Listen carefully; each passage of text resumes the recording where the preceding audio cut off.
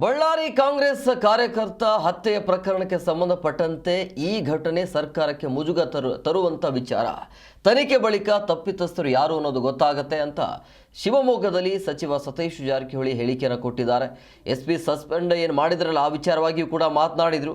ಕರ್ತವ್ಯ ವೈಫಲ್ಯ ಕಾರಣದಿಂದಾಗಿ ಈ ಒಂದು ಕ್ರಮವನ್ನು ತೆಗೆದುಕೊಳ್ಳಲಾಗಿದೆ ಅಂತೇಳಿ ಘಟನೆಯ ಬಗ್ಗೆ ಸಿಐಡಿ ತನಿಖೆ ನಡೆಸಲು ಚರ್ಚೆ ನಡೀತಾ ಇದೆ ಅಂತ ಹೇಳಿದ್ದಾರೆ. ಬಹಳ ಸಣ್ಣ ಘಟನೆ ಅದು ಆಗ್ಬಾರ್ದು. ತನಿಖೆ ಮಾಡಿದ್ರೆ ಪೊಲೀಸರು ಆದ್ರೂ ಕೂಡ ಅಲ್ಲಿ ಮ್ಯಾನೇಜ್ ಮಾಡಬಹುದಾಗಿತ್ತು ಅಂತ ಹೇಳ್ಬಿಟ್ಟು ಅದಕ್ಕೆ ಮತ್ತೆ ಸಸ್ಪೆಂಡ್ ಸಸ್ಪೆಂಡ್ ಮಾಡ್ಲಿಕ್ಕೆ ಅದೇ ಕಾರಣ.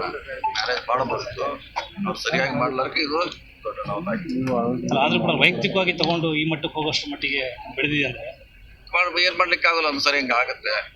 ಆದ್ರೂ ಕೂಡ ಪೊಲೀಸರ ನಿಯಂತ್ರಣ ಮಾಡಿದ್ರೆ ಈಗಿರಂತ ಅಲ್ಲಿ ವಾತಾವರಣ ತಿಳಿ ಆಗಿದೆ. ಪರಿಸ್ಥಿತಿ ನಿಭಾಯಿಸಲು ಬಹಳ ಸಣ್ಣ ಘಟನೆ ಅದು ಆಗ್ಬಾರ್ದು. ತನಿಖೆ